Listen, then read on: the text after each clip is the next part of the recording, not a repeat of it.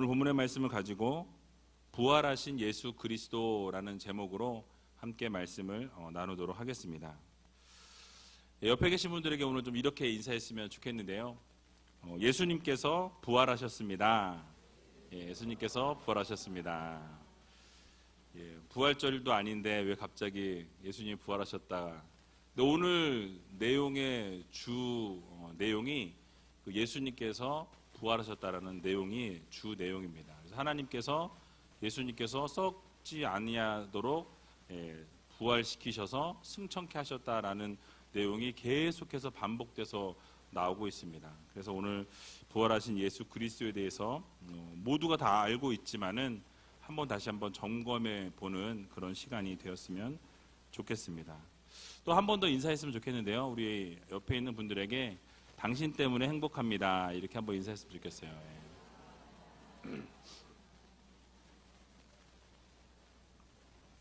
왠지 당신 때문에 행복하다고 하라니까 옆에 있는 사람 딱 보더니 이건 아닌데 이제 그러신 분들이 살짝 보였어요. 누군지 말씀 안 드리고. 여러분 한 주간 동안 잘 지내셨습니까? 봄이 왔는가 싶더니 오늘 새벽은 다시 영하로 떨어졌어요. 내일 새벽은 오늘 새벽보다 춥다고 합니다.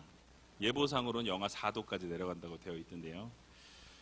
따뜻하니까 미세먼지가 생기고 또 추우니까 미세먼지가 날아가고 이 깨닫는 것은요, 모든 것을 다 만족시킬 수는 없구나.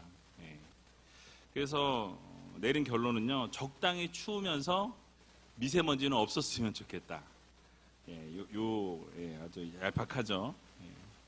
농담이고요. 또 환절기에 여러분 감기 조심하시고 미세먼지가 이제 앞으로 더 많을 예정이라고 합니다. 그래서 여러분들이 건강을 잘 지키셨으면 좋겠어요. 저도 이 목이 계속 이렇게 컬컬하고 이렇게 목이 좀 쉰 느낌이 자꾸 들더라고요. 그래서 여러분들 잘 건강 챙기셨으면 좋겠고요. 오늘 본문을 보게 되면 오늘 말씀드린 것처럼 이 부활하신 예수 그리스도에 대한 내용들이 지속적으로 나오는 것을 우리가 볼 수 있습니다. 먼저 오늘 예수 그리스도에 대한 부분을 바울이 쭉 계속해서 설교하고 있는 선교지에서 지금 설교하고 있는 부분이라고 말씀을 드렸는데요. 오늘 본문 28절을 보게 되니까 이렇게 말씀을 시작합니다. 우리 같이 한번 28절 읽어보겠습니다. 죽일 죄를 하나도 찾지 못하였으나 빌라도에게 죽여달라 하였으니 라고 말씀합니다. 자, 예수님을 신문했던 이 대제사장 가야바가 예수님을 신문했지만은 사형할 만큼의 이 죄를 찾지 못했다라고 이렇게 이야기합니다. 그리고 빌라도 역시 예수님을 십자가에 달아야 할 만한 이유를 찾지 못했다라고 성경은 말씀하죠. 누가복음 23장 14절에서 15절을 보게 되면 이르되 너희가 이 사람을 백성을 미혹하는 자라 하여 내게 끌어왔도다. 보라, 내가 너희 앞에서 사실하였으되 너희의 고소하는 일에 대하여 이 사람에게서 죄를 찾지 못하였고 헤롯이 또한 그렇게 하여 저를 우리에게 도로 보내었도다. 보라, 저의 행한 것은 죽일 일이 없느니라 라고 이렇게 판결을 내렸어요. 이렇게 결정을 했습니다. 그러니까 뭐냐면 너희가 지금 고소하는 것은 죽여달라라고 이야기하지만 내가 이 예수라는 사람하고 대화해보고 이야기 나눠보고 죄를 아무리 찾으려고 해도 죄가 있었다 없었다? 없었다라는 거예요. 죽일 죄를 아무리 찾아도 내가 찾을 수가 없다라고 이렇게 빌라도가 이야기합니다. 저의 행한 것 가운데 죽일 일이 없다라고 이렇게 이야기하게 되었지만 빌라도는 결국 이 이야기를 하고 예수님을 때려서 놓겠다라고 이렇게 선포합니다. 그런데요, 예수님 대신 이 대제사장들과 관원들과 백성들은요, 예수님 대신 이 바라바를 놓아달라, 그리고 예수를 십자가에 못 박으라고 외치고 부르짖었다라고 성경은 말씀합니다. 죽임을 당할 만한 죄가 없으심에도 불구하고요, 예수님께서는 결국 십자가에 달려 죽임을 당하셨다라는 사실이에요. 그러니까 백성들과 종교 지도자들에 의해서 결국 예수님은 혐의가 없으심에도 불구하고 죄를 짓지 않으셨음에도 불구하고 누가 봐도 죄를 지을 분이 아니시고 그렇게 죄를 지은 게 없는데 그럼에도 불구하고 뭐예요? 이 이스라엘 백성들과 그 관원들과 또 대제사장들에 의해서 십자가를 지게 되셨습니다. 근데 사실 그 이유가 무엇이었습니까? 사실 그렇게 어떻게 밀려서 된 것 같지만 그것이 하나님의 계획이었어요. 그 십자가를 지심을 통해 목적이 뭐죠? 우리를 구원하시기 위해서, 우리의 죄를 사하시기 위해서 십자가를 지셨다라는 말씀입니다. 그래서 우리의 죄를 대신 지시고 구원하기 위해서 그 십자가의 고통을 감내하셨다라는 말씀입니다. 사실 우리는 늘 십자가에 대해서 생각하고 묵상하죠. 뒤에도 이렇게 십자가가 있는데요. 특별히 사순절에는 더 생각하게 됩니다. 근데 죄가 없으신 이 예수님, 억울하게 죄를 다 덮어쓰신 예수님을 마음 깊이 이렇게 새기다 보면은 참 너무 죄송한 마음인 거죠. 왜 꼭 그렇게 달리셔야 했는가? 왜 우리 때문에, 우리 죄 때문에 왜 예수님이 그 죄를 다 담당하셔야 했는가? 근데 여러분, 이 사순절만큼이라도 다른 때는 잘 묵상 안 하셔도 이 사순절 기간만이라도 이 십자가를 한 번씩 꼭 묵상하셨으면 좋겠습니다. 혹시라도 여러분 억울한 마음이 들거나 내가 잘못한 게 없는데도 뭐 여러분들이 고통을 당하는 경우, 어려움을 당하는 경우, 나는 정말 이 일도 여기랑 관련이 없는데 내가 갑자기 억울하게 누명을 썼다, 뭐 그런 일이 혹시 있을 수 있어요. 그죠?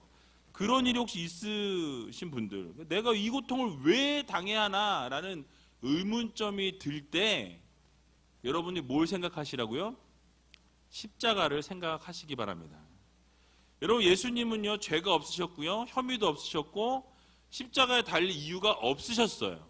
그런데 그 십자가를 지셨습니다. 뭐 때문에? 우리의 죄 때문에. 여러분들을 구원하기 위해서 죄도 없고 혐의도 없으신 분이 최고의 극형인 십자가의 고난을, 고통을 당하셨다라는 말씀입니다. 그래서 여러분, 주님께서 채찍을 맞으시고 상하시고 찢기셔야 했던 단 하나의 이유, 바로 우리의 죄를 사하시기 위해서 죽음을 당하신 주님이 계시다라는 사실을 우리가 기억하면서 불평과 불만과 원망보다는 기쁨과 감사와 영광을 올려드릴 수 있는 저와 여러분들이 다 되시기를 주님의 이름으로 간절히 축원합니다.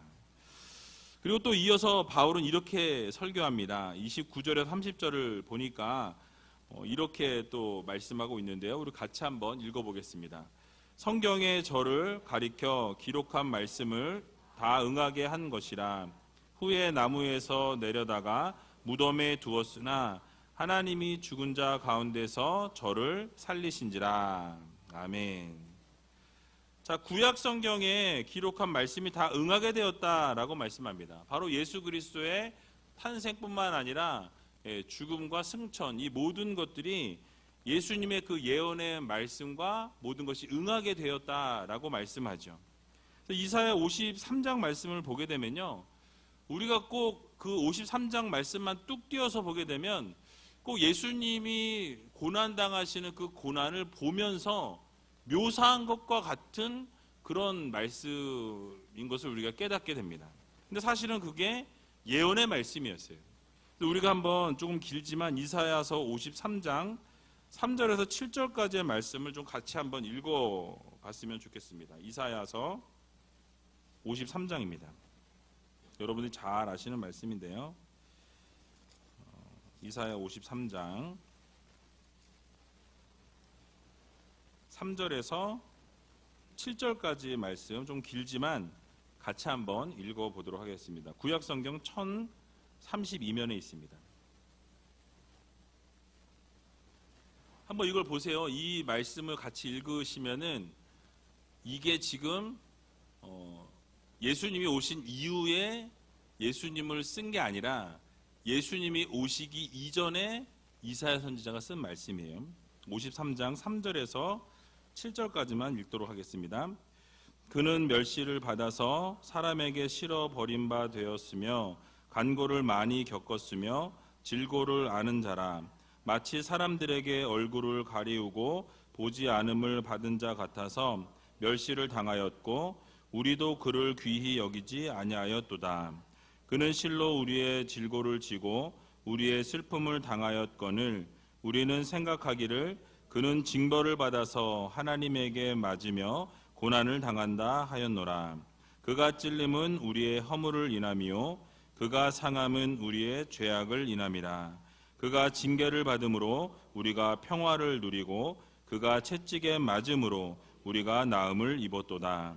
우리는 다 양 같아서 그릇 행하여 각기 제 길로 갔거늘 여호와께서는 우리 무리의 죄악을 그에게 담당시키셨도다. 그가 곤욕을 당하여 괴로울 때에도 그 입을 열지 아니하였으며 마치 도수장으로 끌려가는 어린 양과 털 깎는 자 앞에 잠잠한 양같이 그 입을 열지 아니하였도다. 아멘. 자, 여러분 어떠십니까? 그 본문을 읽으면서 예수 그리스도의 그 고난의 현장에서 그 고난을 묘사하는 것 같은 느낌이지만 사실은 앞으로 오실 예수님에 대해서 그 고난의 현장을 예언한 말씀이라는 사실이에요. 그러니까 예수님께서 아무런 죄가 없으셨지만 결국 십자가에 달려 돌아가신 이유는 우리의 죄와 허물을 위해서이다라고 성경은 말씀합니다. 그런데 하나님께서 그 예수 그리스도께서 죽은 것으로 끝났으면은 우리가 그 예수 그리스도를 믿을 필요가 없어요. 그러나 그 주님께서 돌아가셨지만 하나님께서 그를 어떻게 하셨다고요? 살려내셨다라고 성경은 말씀합니다. 그러니까 예수 그리스도를 죽은 자 가운데서 살아나게 하신 분이 하나님 아버지시라고 성경은 말씀하고 있어요. 그래서 하나님께서 예수님을 죽음 가운데 그대로 두지 아니하시고 그곳으로부터 구원해 내셨다라고 성경은 우리들에게 교훈하고 있는 것입니다. 여러분, 이 부활의 기쁜 소식이 없었다라고 한다면 이 복음의 소식은 헛것이라고 성경은 말씀하고 있어요. 우리의 믿음도 헛것이 될 수밖에 없고 이것이 거짓이라면 복음을 증거하고 예수 그리스도를 믿는 자들이 가장 불쌍한 자들이라고 바울은 이야기하고 있다는 사실입니다. 중요한 것이 무엇입니까? 바로 하나님께서 예수님의 부활을 이루어 주신 것처럼 앞으로 우리의 부활도 누가 책임지시는 거예요? 하나님이 책임져 주신다라는 사실입니다. 우리가 믿음으로 나아갈 때 예수 그리스도를 우리의 구원자로, 예수 그리스도를 나의 하나님으로, 나의 메시아로 믿고 나아가게 되면 하나님께서 반드시 그 믿음을 보시고 여러분들을 하나님께서 예수 그리스도를 살려주신 것과 동일하게 여러분들도 부활의 놀라우신 능력과 영광을 맛보게 하신다라는 이 사실을 여러분들 모두 믿으시기 바랍니다.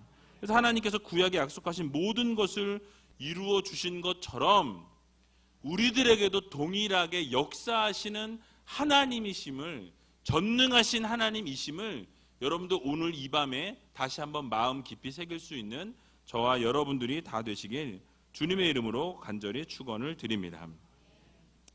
이제 31절을 보게 되니까요, 바울은 이렇게 말씀을 합니다. 우리 같이 한번 31절도 읽어보도록 하겠습니다. 갈릴리로부터 예루살렘에 함께 올라간 사람들에게 여러 날 보이셨으니 저희가 이제 백성 앞에 그의 증인이라. 아멘. 자, 부활하신 예수님이 갈릴리에서부터 예루살렘까지 수많은 사람들에게 여러 날 보이셨다라고 성경은 말씀합니다. 즉 부활을 하신 이후에 하나님이 예수 그리스도를 부활시키시고 부활하신 다음에 바로 끌고 올라가신 것이 아니라 예수님이 부활하셔서 수많은 사람들에게 여러 날 동안 보이셨다라고 오늘 성경은 우리들에게 교훈하고 있습니다. 그러니까 승천하실 때 바로 승천하신 게 아니라 이 땅에 머무셨다라는 사실이에요. 사도행전 1장 3절을 보게 되면 해 받으신 후에 또한 저희에게 확실한 많은 증거로 친히 사심을 나타내사 40일 동안 저희에게 보이시며 하나님 나라의 일을 말씀하시니라 라고 성경은 말씀합니다. 즉 예수님께서 죽으시고 사흘 만에 부활하시고 바로 승천하신 것이 아니라 이 세상 가운데 부활하신 이후에 수많은 사람들에게 나타나셔서 자신을 증거하시고 하나님의 말씀을 전하시고 40일 동안 많은 기적과 하나님의 놀라우신 능력을 나타내셨다라고 성경은 우리들에게 교훈합니다. 그래서 하나님의 일을 말씀하셨다고 이야기하는데요. 즉 예수님께서 부활하신 것이 환상이 아니라 실체로 나타나셨다라는 거예요. 그러니까 보여지는 환영으로 보여진 것이 아니라 실체 육체적인 부활을 성경은 우리들에게 교훈하고 있습니다. 예수님께서 십자가에 못 박히실 때 몸 그대로 다시 살아나셨다라는 것을 우리들에게 말씀하죠.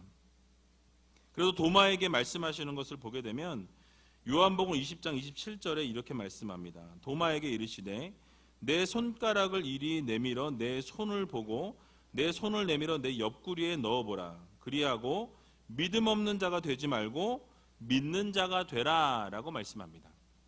이 말씀은 무엇입니까? 자신이 실제 이 육체의 부활을 너가 손을 직접 넣어서 만져보라는 거예요. 이 못자국을 네가 직접 만져봐라. 그리고 제발 믿음 있는 자가 되라 라고 주님께서 도마에게 말씀하셨다라는 사실이에요. 그러니까 예수님께서요 부활하신 이후에 12제자들에게 나타나서 보이시고 또 500의 형제에게 보이셨다라고 성경은 우리들에게 교훈합니다. 그러면서 바울이 만삭되지 못하여 난 자 같은 자신에게도 보이셨다라고 고린도서 15장에 말씀하고 있는 것을 볼 수가 있습니다. 그러므로 우리는 이 놀라운 부활의 기쁜 소식을 어떻게 해야 할까요? 나만 알고 있어야 되겠다. 이거는 너무너무 중요한 거고 나만 살아야 되겠고 나만 부활해야 되겠으니 옆에 있는 사람에게 알리지 말고 적에게 알리지 말고 오직 나만 살아야 되겠다. 그럼 될까요? 안 된다라는 거예요. 그래서 부활하신 예수님에 대한 이 소식, 주님께서 부활하시고 우리에게 생명 주셨다라는 이 구원의 기쁜 소식, 이 복된 소식을 우리에게 증거하라고 말씀하셨습니다. 복음을 어떻게 하라고요? 땅끝까지 전하라 라고 말씀하셨습니다.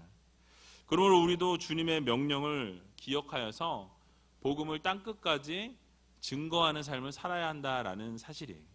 그래서 여러분들에게 저 땅끝까지 다 선교를 가십시오라고 말씀드리는 것이 아니라 여러분들에게 주어진 삶, 여러분들에게 주어진 환경, 여러분들에게 주어진 모든 것 가운데서 하나님을 드러내며 살아가라라는 말씀입니다. 그래서 어느 자리에 있든지 어떤 상황에 놓여 있든지 여러분들이 예수 그리스도의 향기로 예수 그리스도의 편지로 살아가게 되면 결국 그것이 땅끝까지 복음을 증거하는 삶과 일치한다라는 사실이에요. 여러분들이 어느 자리에 있든지 여러분들이 예수 그리스도의 향기로 살아가고 예수 그리스도를 증거하는 삶, 그리고 예수 그리스도를 전하는 삶을 살아가게 되면 그 복음이 흘러서 결국 땅끝까지 전해진다라는 이 사실을 여러분 모두 믿으시고 여러분이 있는 그 자리에서 하나님이 기뻐하실 일들을 감당하며 살아갈 수 있는 여러분들이 다 되시길 주님의 이름으로 간절히 부탁을 드립니다. 그리고 이제 본문 32절에 34절의 말씀을 보게 되니까요. 바울은 또 이렇게 말씀을 증거합니다. 같이 한번 32절에 34절까지 읽어보겠습니다. 우리도 조상들에게 주신 약속을 너희에게 전파하노니 곧 하나님이 예수를 일으키사 우리 자녀들에게 이 약속을 이루게 하셨다 함이라. 시편 둘째 편에 기록한 바와 같이 너는 내 아들이라 오늘 너를 낳았다 하셨고 또 하나님께서 죽은 자 가운데서 저를 일으키사 다시 썩음을 당하지 않게 하실 것을 가르쳐 가라사대 내가 다윗의 거룩하고 미쁜 은사를 너희에게 주리라 하셨으니. 아멘. 자, 그래서 바울이 말씀하고 있는 우리 조상에게 주신 약속은 무엇입니까? 바로 하나님께서 너희들에게 그 조상, 유대인들의 조상에게 메시아를 보내주시겠다라는 이 언약의 말씀이에요. 구원자를 보내시겠다라는 이 언약의 말씀입니다. 그래서 그 언약의 말씀이 누구를 통해서 성취되어졌다라는 말씀하고 있는 겁니까? 바로 너희가 버린 그 예수 그리스도가 바로 우리의 메시아였다라는 것을 지금 바울이 그 앞에서 선포하고 있는 거예요. 이 사실을 너희에게 지금 내가 전파하고 있다. 너희가 죽인 그 예수님이 그동안 구약에서 말해왔던 메시아, 하나님이 언약으로 말씀하셨던 그 메시아가 바로 예수 그리스도다. 이 말씀을 지금 하고 있는 것입니다. 그러면서 이 복된 소식을 알리면서 예수님을 하나님께서 보내셨고 죽은 자 가운데서 부활하게 하셨다라는 것을 또 이야기합니다. 그러면서 시편 이 둘째 편에 기록한 바와 같이라고 말씀하는데요. 이 시편 둘째 편은 바로 시편 2편을 말합니다. 그래서 시편 2편의 7절에 보면 너는 내 아들이라라고 이렇게 오늘날 내가 너를 낳았도다라고 하는 말씀이 있습니다. 그래서 그 말씀을 아들이라 칭하면서 왕이신 하나님께서 예수 그리스도를 아들이라 칭하며 이 땅에 바로 아들로 왕으로 부르시고 세우셨다라는 것을 지금 바울이 선포하고 있는 거예요. 여러분 그렇습니다. 바로 우리 예수님께서는요, 하나님께서 죽은 자 가운데서 살려내셨고 살리신 것을 통해서 그 멈춘 것이 아니라 바로 이 온 땅을 다스리는 통치자로 왕으로 하나님께서 또 세워주셨다라는 말씀이 이 세상 만물을 다스리는 통치자로 세우셨음을 이야기하고 있는 것입니다. 주님께서 하나님 나라의 영원한 왕으로 하나님께서 세워주셨다라는 사실을 알리고 있는 것입니다. 동일하게 34절에서도 다윗의 거룩하고 미쁜 은사를 너희에게 주리라 라고 말씀하신 이 부분도 바로 다윗과 세우신 언약, 바로 다윗의 나라와 그 위를 영원히 견고케 하시겠다라는 이 말씀이 결국 그것이 예수 그리스도를 통해서 이 모든 것이 다 이루어지게 된다라는 것을 또 이렇게 언약을 말씀하고 있는 것입니다. 구약 성경을 인용해서 결국 메시아가 죽음 가운데서 이제 부활 하나님이 시키셔가지고 영적인 이스라엘 왕국을 하나님이 세우시겠다라는 것을 이야기하고 있는 것입니다. 결국 그 중심에 누가 계십니까? 바로 예수 그리스도께서 계신다라는 것을 바울이 강조하고 있는 것입니다. 또 본문 35절도 보게 되면요, 그러므로 또 다른 편에 일러스되 주의 거룩한 자로 썩음을 당하지 않게 하시리라 하셨느니라 라고 말씀합니다. 이 다른 편을 이야기하는 것은 이 시편을 또 이야기하는데요, 시편 16편 10절을 인용하고 있는 것입니다. 시편 16편 16절을 제가 읽어드리면 이는 내 영혼을 음부에 버리지 아니하시며 주의 거룩한 자로 썩지 않게 하실 것임이니이다 라고 말씀합니다. 그러니까 이 본문 역시 하나님께서 예수님을 썩지 않도록 그냥 두지 않으시고 그 예수님을 어떻게 하셨어요? 부활케 하셨다라는 것을 지금 바울이 구약의 인용구들을 계속 들어서 말씀하고 있는 거예요. 그러니까 유대인들은 구약은 믿고 있는데 예수 그리스도를 믿지 않습니다. 그래서 그들을 설득하기 위해서 구약의 이 언약의 말씀들이 결국 예수 그리스도를 통해서 다 모든 것이 성취되어지고 이루어졌다라는 것을 계속해서 반복해서 바울은 이야기하고 있는 거예요. 결국 이 부활하신 예수 그리스도에 대해서 계속해서 이 이스라엘 백성들에게, 유대인들에게 설교를 하고 있는 것입니다. 이어서 36절과 37절에도 다윗은 당시에 하나님의 뜻을 쫓아 섬기다가 잠들어 그 조상들과 함께 묻혀 썩음을 당하였으되 하나님의 살리신 이는 썩음을 당하지 아니하였나니 라고 말씀하죠. 그러니까 다윗은 하나님의 뜻을 쫓아서 섬기다가 조상들과 함께 죽었다라고 말씀하고 있습니다. 육체가 썩어져 버렸다라고 말씀하죠. 근데 하나님께서 살리신 그 예수님은 육체가 썩지 않으셨다라고 지금 바울이 이야기하고 있다라는 거예요. 그러니까 부활하셨다라는 사실을 계속해서 지금 제가 설교 시작할 때부터 계속해서 말씀드리고 있어요. 슬슬 지겨워질 때가 되셨죠? 아유, 저놈의 부활, 맨날 듣는 부활. 근데 그것이 아니에요. 이 부활이 기독교의 핵심입니다. 이 기독교에서 부활이 빠지면요, 이 기독교는 종교가 될 수가 없어요. 예수 그리스도의 부활이 이 바로 복음의 핵심이요, 기독교의 핵심이기 때문에 이 바울도 계속해서 유대인들에게 예수 그리스도의 부활에 대한 이야기를 계속해서 했고 또 했고 또 하고 또 하고 썩지 아니할 것으로 하나님이 살리셨다. 또 얘기하고 그 언약이 바로 이 언약이다. 그분이 바로 예수님이다. 그분이 바로 구원자다. 그분이 바로 메시아다. 그분이 바로 너희가 버렸던 그 메시아가 바로 이분이다. 이거를 뭐 계속 이렇게 얘기했다, 이렇게 얘기했다, 돌려서 얘기했다가 바꿔서 얘기했다가 또 얘기했다가 이거를 계속 반복하고 있는 거예요. 여러분, 이 강조점은요 바로 예수 그리스도의 부활입니다. 왜냐하면 말씀드린 것처럼 기독교의 핵심이 바로 이 부활이기 때문에 그렇다라는 거예요. 여러분, 예수님께서 우리 죄를 위해서 십자가에 죽으시고 장사된 바 되어서 사흘 만에 부활하셨습니다. 우리는 이 교회 다니면서 이거를 아마 수백, 수천 번, 수만 번을 들었는지 모르겠어요. 그런데 중요한 것은 무엇이냐면요, 이것을 머리로 지식적으로 아는 것이 중요하지 않습니다. 이것이 어디로 가야 돼요? 일로 내려와야 돼요. 여기로 내려와서 그 지식적인 것이 나의 마음으로 믿어져야 됩니다. 그래서 그 하나님이 예수 그리스도를 죽음 가운데 두신 것이 아니라 예수 그리스도를 살려내신 것과 동일하게 우리의 삶도 하나님이 반드시 살려내실 것이라는 믿음을 가지고 저 천국을 바라보면서 소망을 품고 살아가는 것이 성도들의 삶이 되어야 한다라는 것을 여러분들이 오늘 꼭 깨닫고 가셨으면 좋겠습니다. 그래서 우리가 구원자 되시고 이 세상 만물을 통치하시는 분은 전능하신 하나님, 또 주님께서 하나님께서 살리신 예수 그리스도라는 이 사실을 여러분들 꼭 마음 깊이 새기시기 바랍니다. 그래서 여러분 오늘 돌아가실 때 집에 가시면서 딱 하나만 기억하셨으면 좋겠어요. 그래서 부활에 대해서 계속 얘기했잖아요. 근데 말씀드린 것처럼 그 부활의 기쁜 복된 소식이 여기에서만 멈추지 않았으면 좋겠습니다.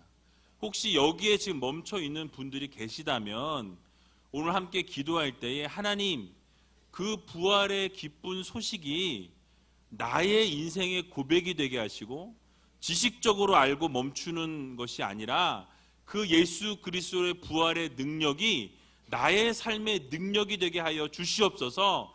고백하면서 그것을 믿음으로 하나님 앞에 나갈 수 있는 하나님의 자녀들이 되게 해달라. 여러분 꼭 기도하시고 그 능력을 여러분 꼭 경험하고 돌아갈 수 있는 여러분들이 다 되시기 바랍니다. 예수님을 믿기만 하면 우리가 죄사함을 얻고 마지막 때에 부활하고 영원한 생명을 얻게 된다는 것이 복음이에요.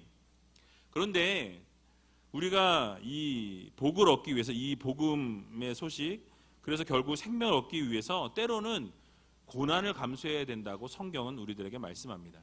예수님을 믿으면 누구나 구원받고 누구나 생명을 얻는다라고 생각을 해요. 맞습니다. 그런데 고난이 없어진다라고 생각하면 오산이에요. 예수를 믿어도 삶이 바뀌지 않을 수 있습니다. 예수를 믿어도 여러분들이 생각하는 부와 명예와 권력이 따라오지 않을 수 있어요. 무엇인가 쥐구멍에 벼뜰 날이 있을 거라고 생각했는데 죽는 그날까지 쥐구멍에서 살 수도 있습니다. 왜요? 성경이 이렇게 말씀하고 있기 때문에 그래요. 사도행전 14장 22절에 보니까 제자들의 마음을 굳게 하여 이 믿음에 거하라 권하고, 또 우리가 하나님 나라에 들어가려면 많은 환난을 겪어야 할 것이라 라고 말씀하고 있습니다. 그러니까 복을 얻게 되고 구원받았으니 이제는 내 삶이 행복하고 펼쳐지고 막 너무너무 좋아질 것 같은데 그냥 그 자리에 있더라는 거예요. 아니, 더 환난을 받게 되고 고난 가운데 있게 되고 때로는 어려움 가운데 있게 될 수도 있다라는 사실이에요. 어떤 분들이 그래요. 예수 믿었는데 바뀌지 않느냐, 예수 믿었는데도 왜 나에게 고난이 있냐, 예수 믿었는데 뭐 복이 있다 그러더니 왜 예수 믿었는데 내 삶은 이 모양 이 꼴로 이대로 살아가고 있느냐라고 반문하시는 분들이 있다라는 거죠. 하지만 그것이 아닙니다. 예수 그리스도를 믿게 되면 우리의 마음에 변화가 일어나기 시작해요. 진정으로 예수 그리스도를 믿고 받아들이게 되면 우리가 영원한 죽음에서부터 영원한 생명의 은혜를 입었기 때문에 우리의 생각과 마음이 변화되어지게 되어 있다라는 사실입니다. 로마서 8장 17절 18절에도 보면 자녀이면 또한 후사 곧 하나님의 후사요 그리스도와 함께한 후사니 우리가 그와 함께 영광을 받기 위하여 고난도 함께 받아야 될 것이니라. 생각건대 현재의 고난은 장차 우리에게 나타날 영광과 좋게 비교할 수 없도다라고 말씀합니다. 여러분 무엇이라고 말씀하죠? 하나님 나라에 들어가기까지 수많은 고통과 환난과 어려움이 우리 앞에 놓여 있다라고 성경은 말씀합니다. 그러니까 예수 그리스도 믿는다고 그 환난과 고난이 벗겨지는 것이 아니라는 거예요. 그러나 환난과 고난은 있지만 이제는 우리가 예수 그리스도를 믿고 부활의 소망을 가진 성도들이 되게 될 때에 그 고난과 어려움과 환난이 앞에 있지만 이제는 그것을 바라보는 눈이 달라지게 된다는 사실이에요. 그것을 바라보는 눈이 어떻습니까? 하나님이 함께 하시니 이 고난도 지나가리라. 어려움과 힘든 상황이 내 앞에 놓일지라도 내가 믿음으로 함께 나아갈 때 하나님께서 반드시 이 고난을 하나님이 피하게 하시고 피할 길을 내시고 결국 최고의 것으로 갚아주시는 하나님이심을 여러분 믿고 나아가게 되면 하나님께서 여러분들의 인생을 반드시 책임져 주신다는 거예요. 그 믿음을 가지고 나아가게 되면 결국 하나님께서 때로는 복을 세상이 말하는 그 복도 덤으로 주실 수 있다라는 거예요. 여러분 솔로몬 같은 경우에 어떻습니까? 1,000번제를 드리고 나서 어떻게 해요? 지혜를 구합니다. 그러니까 세상이 말하는 부귀와 영화를 구하지 않았어요. 그러나 하나님 어떻게 하십니까? 그 위에 모든 것을 더해 주시는 것을 볼 수 있다는 사실이에요. 우리의 인생도 동일합니다. 여러분들이 부활하신 예수 그리스도 전능하신 하나님을 믿고 나의 구세주로 영접하고 살아가게 될 때에 내 인생의 이 주변의 것이 달라지는 것은 없을 수도 있어요. 또 환난과 어려움과 고난이 더 찾아올 수도 있습니다. 그러나 여러분들이 그러한 상황 가운데 놓일지라도 이제 예수 그리스도를 나의 구세주로 영접하고 믿고 살아가게 될 때에 반드시 하나님께서 여러분들의 인생을 책임져 주신다라는 이 사실을 여러분 모두 믿으시기 바랍니다. 그래서 천국의 영광을 누리는 그 순간까지는 우리가 고난도 함께 받아야 한다라는 이 사실. 그러나 장차 우리가 받을 그 영광은 어때요? 지금 고난에 비하면 아무것도 아니라는 거예요. 그러니까 이 고난이 아무것도 아니라는 거예요. 그 장차 영광은 어마어마한 영광을 하나님이 허락해 주신다는 사실 여러분 모두 믿으시기 바랍니다. 말씀을 마치겠습니다. 예수님의 죽으심과 부활은 결국 우리를 구원하시고 우리를 용서하기 위한 최선의 선택이셨다라는 사실이에요. 그러므로 우리 모두는 이 주님의 고난에 동참하는 삶을 살아가야 할 것입니다. 때로는 십자가의 길은요 그렇게 넓고 기쁜 일만 있지는 않습니다.